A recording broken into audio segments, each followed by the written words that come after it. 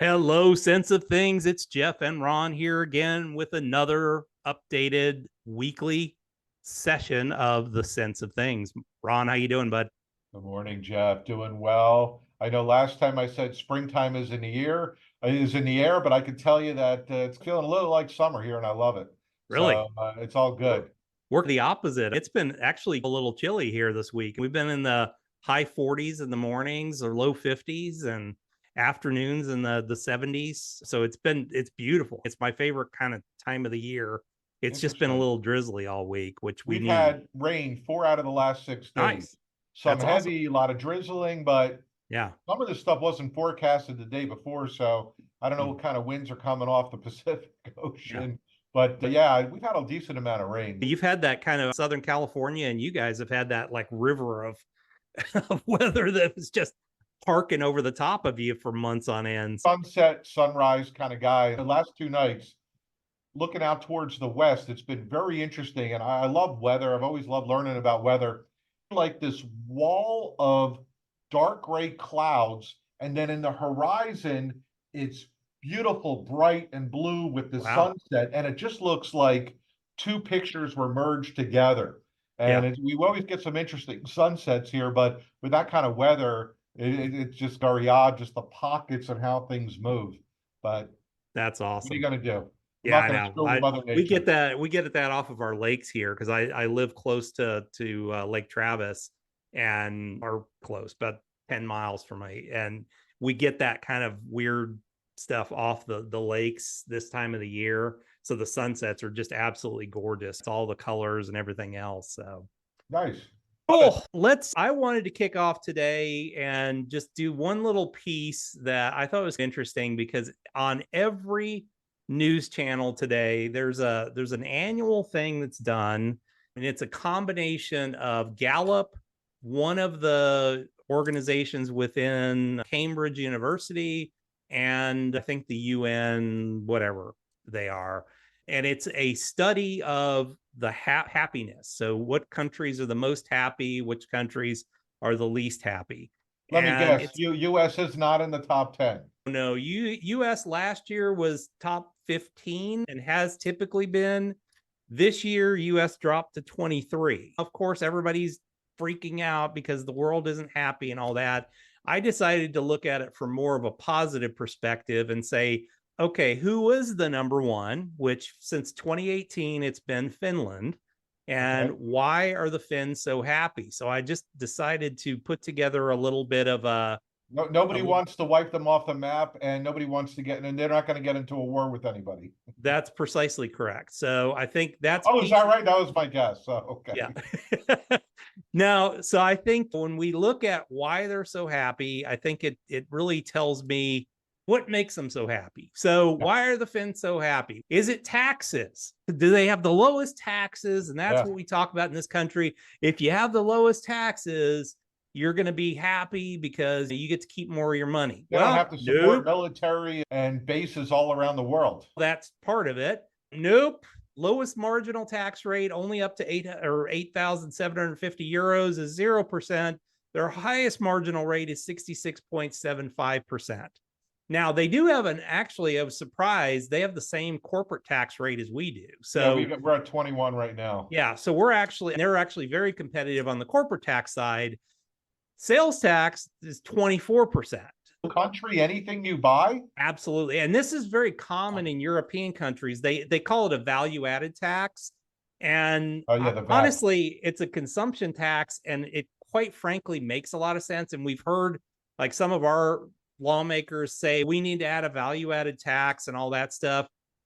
We'll get to why that is not a good idea here in the United States in a minute. And it's part of the reason for the Finns. Well, Well, actually, real quick about yeah, that, the VAT. yeah, Is Finland? I don't know. I'm a little ignorant with them.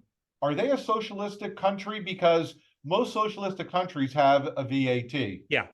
Yeah, Okay. they're very and most of the it's funny. I mean, out of the top 10, first off, 8 of the top 10 are Nordic countries. Yeah. So they're all very similar. They're all very socialistic, and we'll talk about that in a second. Okay. But yeah, they're very much very socialistic from that perspective.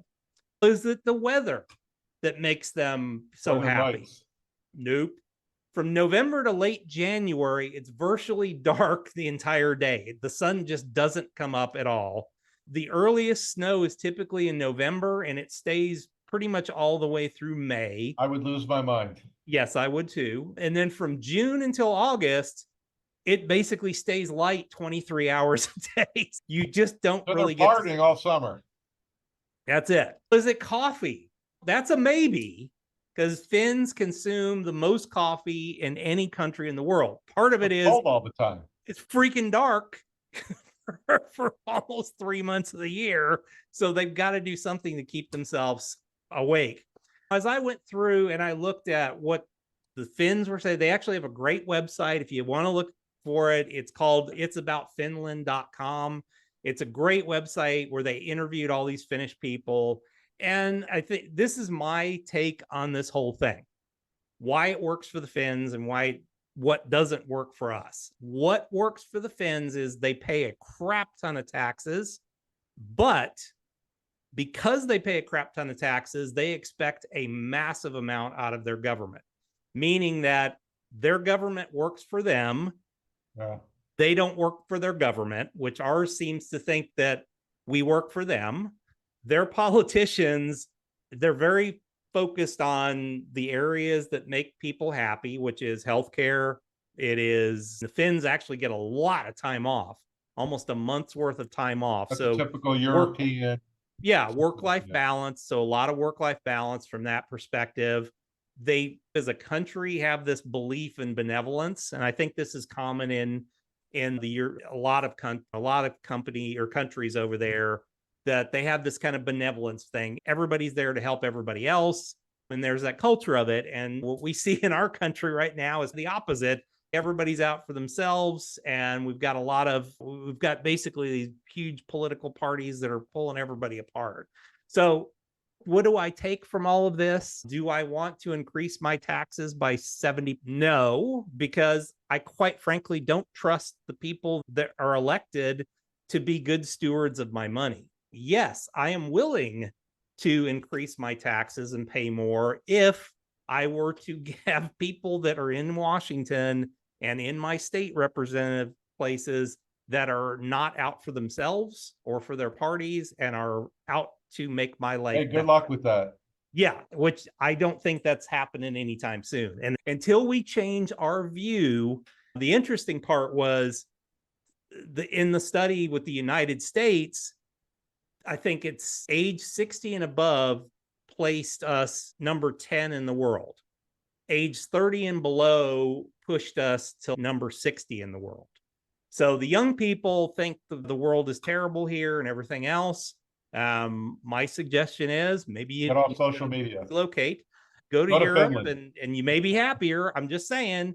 But I think from an overall view, it is, let's stop worrying about where we're ranked from happiness perspective and all that. And let's start to focus on, okay, what can we do to make ourselves happier? And I think a lot of that is, I'm not saying we need to become a socialist country, but I think we need to get better representation that cares more about us than themselves. As I like to say, whether it's president or Congress or whatever, or any other elected office, it's not about who's qualified, it's about who's electable. That's precisely correct. And unfortunately, that's the way it is. Yeah, I hear you. All right. So that's my rant for the week. That's right. That was a good rant, though. All right. Keep going with our theme, getting all the really good feedback. So all I'm saying is, look at the picture, look what they're holding, and then understand. Now, why she looks about 6 months pregnant, why would they look so surprised with a pregnancy test? Love this. Now, unless that's saying you got twins, right? There's no that's reason the only thing. Yeah. And a pregnancy test is not going to tell you that. So, wow, that is awesome. Read the tagline when you want to be sure.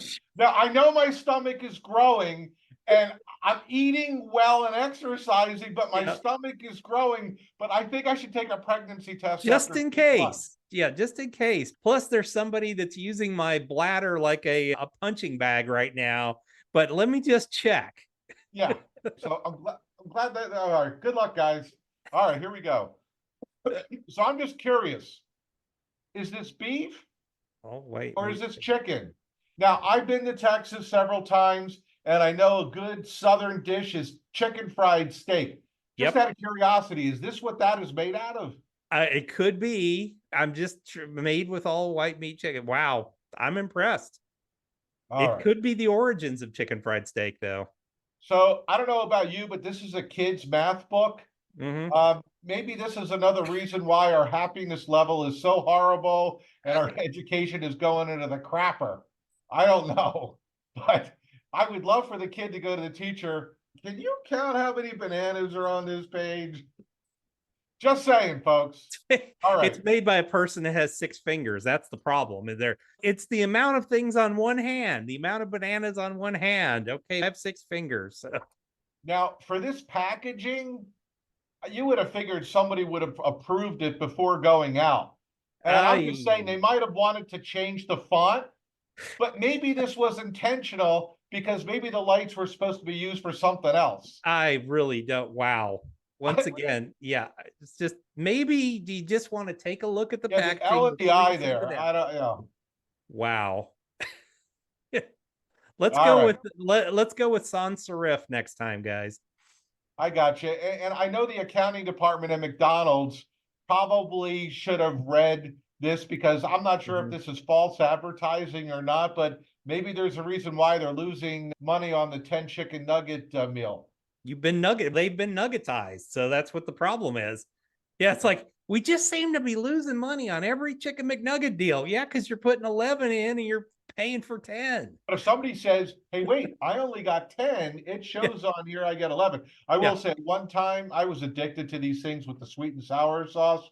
That was my kryptonite for a little while back in the day. All right, Just if good you ever stuff here. want So to know, yesterday, the Fed dot plot came out.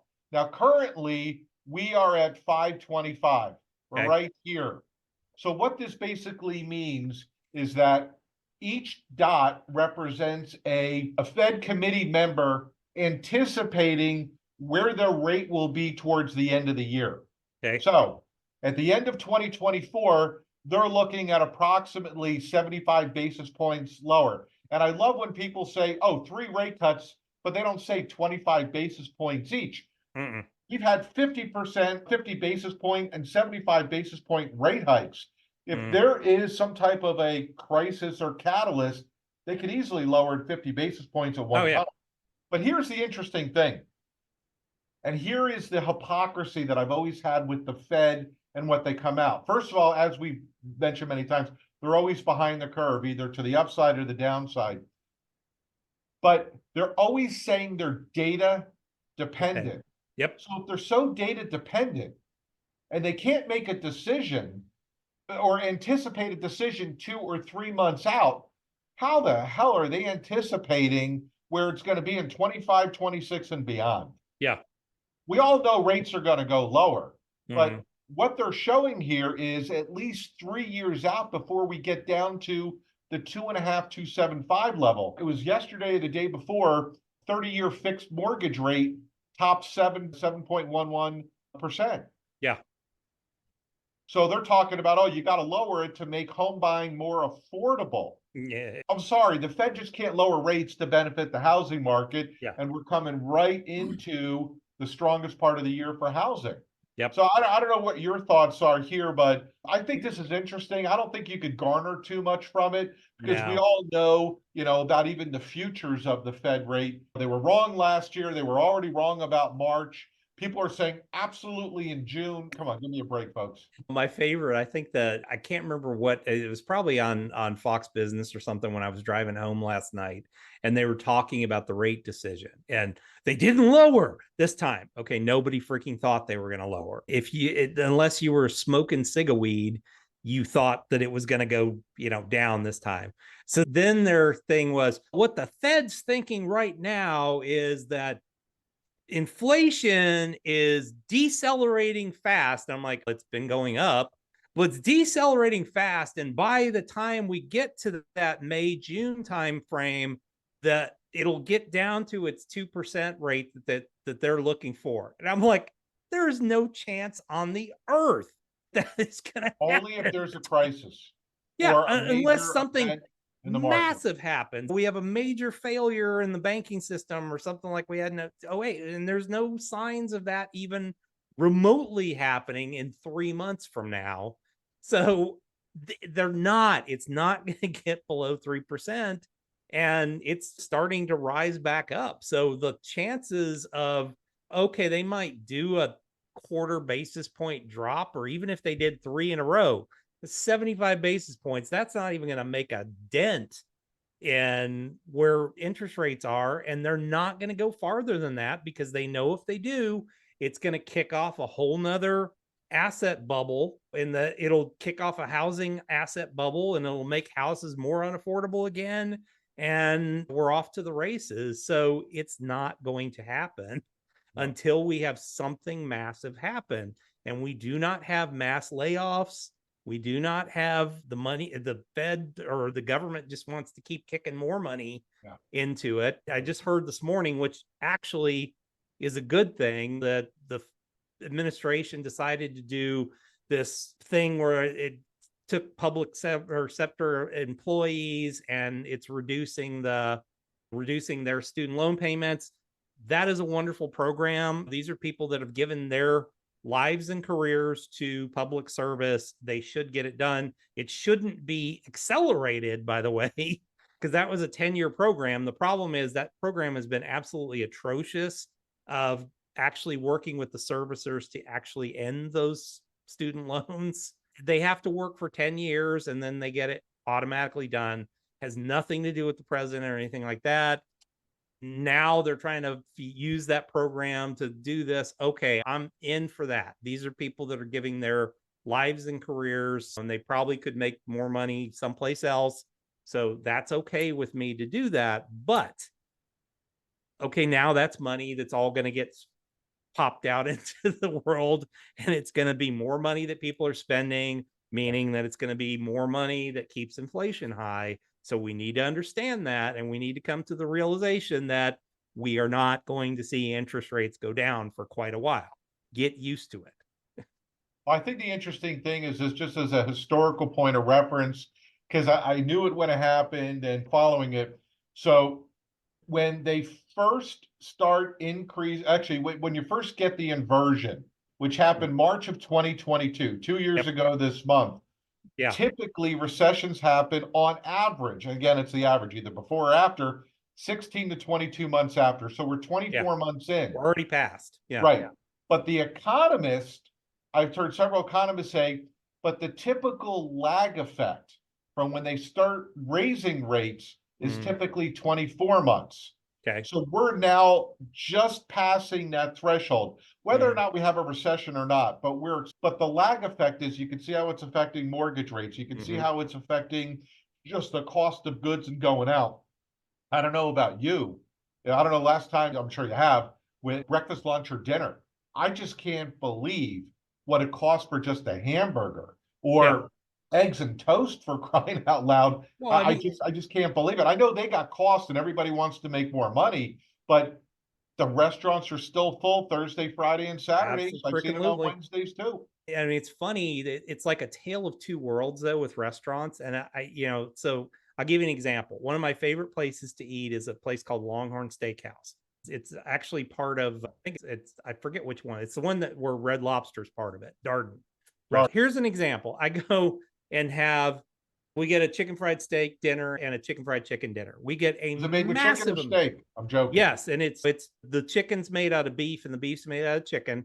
But I can go there. My wife and I can go there. It's way more food than either of us can eat.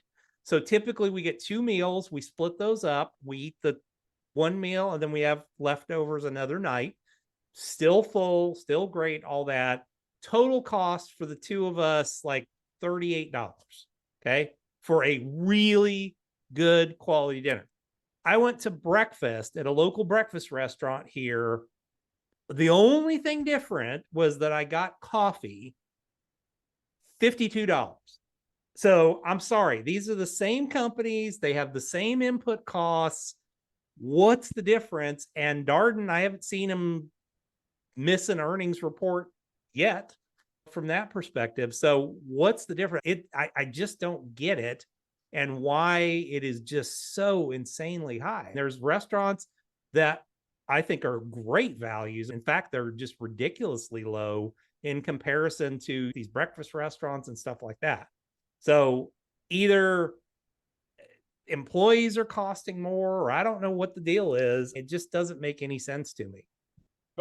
Jeff, real quick, I'll go on to the next slide. So I had breakfast yesterday morning with somebody. I had eggs, rye toast, home fries, and a coffee. Yep. She got just a basic breakfast with gratuity, $47. Can't And figure it you're out. out All in right, moving on. Arizona in the land of retirees. Oh God, yeah, absolutely. Doing the lower left corner first, I thought this was interesting, going back 35 years here, that temporary help is on the decline. And you can see the chart here many times that when people stop ramping up temporary help and it goes the other way, typically that shows a slowdown. And it's usually the other way around. In an expansion, people are typically saying, all right, we don't know how long this expansion is going to last. Let's hire temporary help. So this way we don't have to do all the benefits and everything else. Meanwhile, people are reducing temporary help hires because they're saying what we have is working for us. In the upper left corner, the professional managers are buying tops. I have actually never seen this chart before, but you know what? These are the momentum traders. These are the private equity, the hedge funds, the day traders, the swing traders. These are people that saying, hey, we're in a breakout mode. Let's ride this momentum. We keep adding money to it, but we always see what happens on the other side of this. And I know it's like an echo chamber. We said it many times about being bearish. There's a lot of there's parts of this market that are doing extremely well and have strong earnings and have strong top and bottom line numbers. But what is everything else telling you about the underlying stability on this? So I don't know if you've seen these charts before and get your thoughts. Honestly, I've never seen that professional money manager. It doesn't surprise me. Hedge fund managers always make me laugh because I mean, there's maybe 10% of them that really truly make people money, and most of them lose people a lot of money. And it's amazing to me that they're able to keep garnering and bringing in money in those cases. But yeah, I think it's interesting. I'm a chartist, and that the bottom right's the one that tells me more at this point, that companies are starting to pull back and say, okay, we're just going to make do with a smaller staff because we anticipate a pullback in the market. And I honestly think that's probably the direction we're moving at this point. I just don't know when it's going to happen. And so I tend to be in the camp of, okay, you can't sit back and on the sidelines and wait.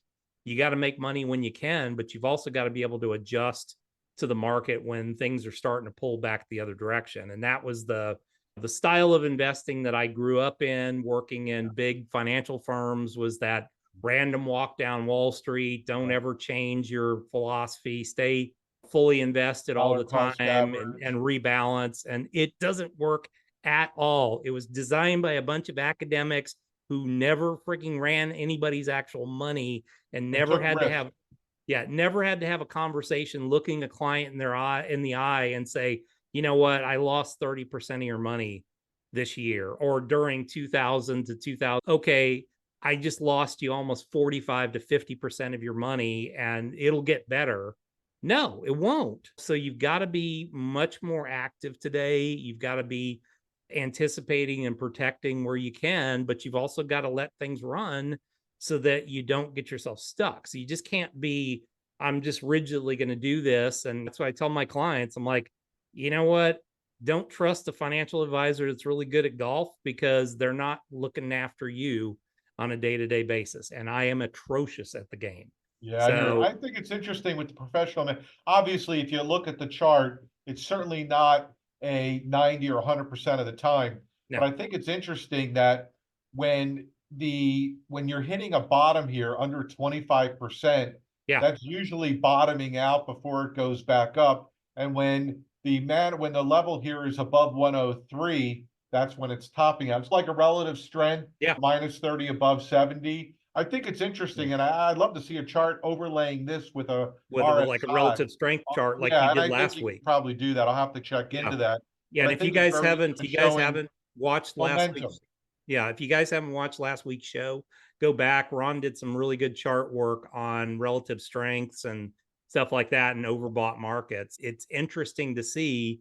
Okay, it's that I'm a small little advisor, so I can adjust to the world quickly and adjust client portfolios. If you're running billions of dollars, you just can't. That's a big battleship that you can't slow down or turn very easily. No, no. So that's why you got to be diversified. We've talked Yep. about all this. We should probably do a whole episode just on diversification and life stage and Yeah, what true diversification actually means yeah, at that point. gotcha.